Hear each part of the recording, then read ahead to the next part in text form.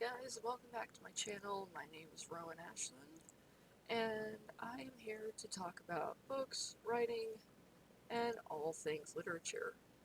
Now, today is a very special day because I have made the decision to self-publish Prophecy and Fate, formerly titled Locusana, still called Locusana Project. In my files, currently Prophecy and Fate. This is my Loki novel, book one of the Loki's Truth series, and today I want to talk a little bit about why I chose to do this. The short answer is I've been querying for a year and have gotten nothing but form responses. Longer answer is I want to keep professional control of my book. I don't want some editor telling me that the LGBTQ storyline in here is not suitable or goes against the setting, or that I just don't want anybody telling me that I cannot do what I want to do with my own work. I don't want a publisher telling me that, oh, it didn't sell enough, we're not going to pick up book 2 or book 3. So, and that goes to my little problem with authority. I have a little issue with that, but I want to keep this focused on the book.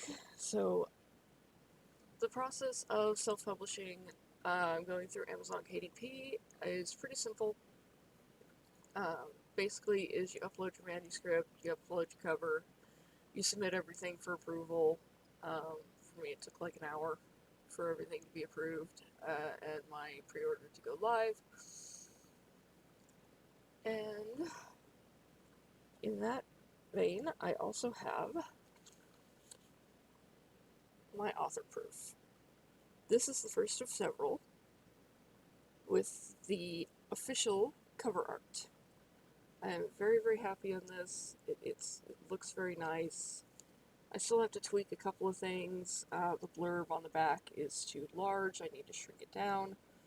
There's a little bit, the runes on the side here are a little too close to the bleed, so I'm going to just move those in a little bit, kind of bring everything in line. Other than that, I am in love with this cover. I designed this 100% myself, which is incredible. I do have some experience in graphic design. Took a few classes in college, never pursued it as a career, but I'm able to put those design skills to work and create this. Now you notice this is kind of a thick book, and this isn't as thick as the final will be because this doesn't have the book 2 sample chapter in it, this doesn't have the finished glossary, anything like that. This proof was just to see how the formatting was turning out, and it's pretty nice. I'm liking this a lot. It looks very nice. Now there are a few little issues here and there, namely with the formatting of the chapter heading pages. I can show you what I mean right here. If the book will cooperate with me and turn the page. Here we are. So you can see here at the opening of chapter 3, we have a page number at the top of the chapter heading page. This needs to go away. There should not be anything up here. And then on the inner pages should have a page number on one side, author name on the other. So some minor formatting issues, those are being corrected very quickly. I'm doing all the internal formatting myself, which has been frustrating and fun at the same time. Just a little frustrating with Microsoft Word doing everything, because I can't afford Atticus. I would like to use it. Reedsy Studio, for some reason, won't load right now, so I can't get into it to use that. Kindle Create is fine for producing the ebook, but it doesn't really have the formatting options I need for the paperback. And I lost my train of thought. And so yeah, Microsoft Word is kind of where it's at. I tried originally to do this in Google Docs because that's what I was using, because I didn't have a subscription to Microsoft 365, because I was tired of giving them money, because, you know, Microsoft is the evil corporation. I had to go ahead and resubscribe and give them money to be able to set, and I'll show you here, to be able to set things like the gutter, the proper margins, the header, the footer, making sure that everything is correct here. And one thing I'm noticing, this is on the wrong page, so I'm going to have to mess with that, because this should be a right-hand facing page, and it's currently on the left, and I can tell that because the gutter is on the right. Gutter is very important. This is what allows room for the binding of the book. So back to the reason that I chose to self-publish this is, again, I didn't want to give up control. And because, quite frankly, traditional publishing, even if you are fortunate enough to get an agent, and that agent gets your book to an editor at a publishing house, it takes forever. Absolutely takes forever. Um, One of my friends in one of my writing Discord groups where we do live readings, she has been picked up by a small press, Canadian small press, for her book, um, which she was writing pretty much at the same time I was writing this. That won't come out until probably 2027. And I mean, good for her for getting picked up. It's amazing. You know, yay. I'm just not patient enough for that. I'm really not. I, I think it goes to my ADHD. I have to be doing something all the time. And when I get an idea, I tend to run with it. And switching over to self-publishing is one of those ideas of just, it it got in my head that, you know what, this book was written for reasons beyond making money. Um, I won't go into those because they're a little personal, but this book was written to be able to put this story out there into the world. Not necessarily to earn me a lot of money, not necessarily to sell a ton of copies. This is a story that came to me that I've been working on for 3 years. And in those 3 years, it has become my baby.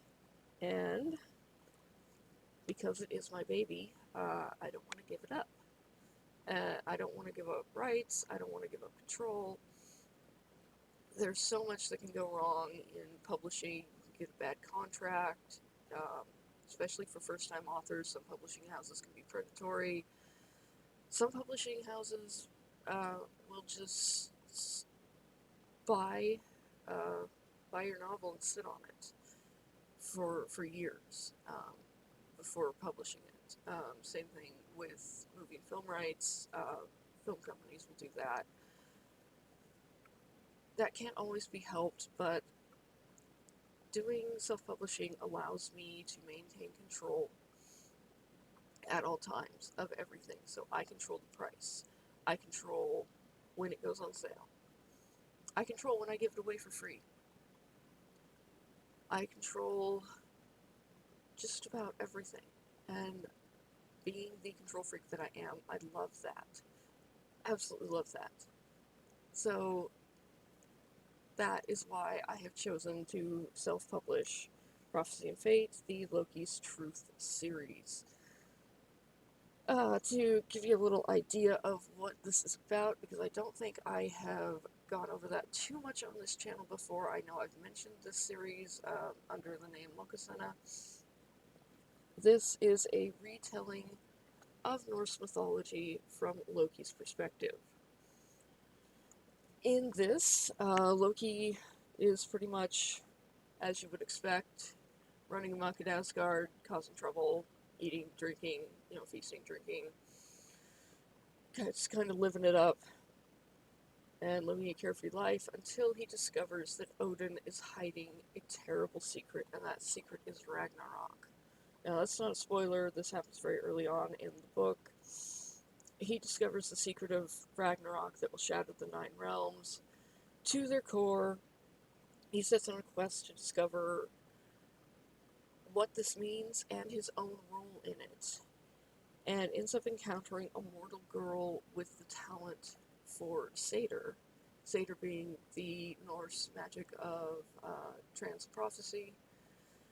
This girl has a talent for it. He takes her under his wing, and through her learns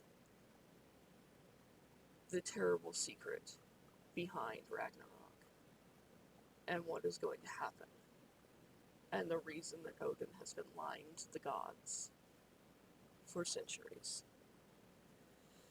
So that is book 1 of Loki's Truth. There will be 3 books. It is a trilogy. First one is Prophecy and Fate.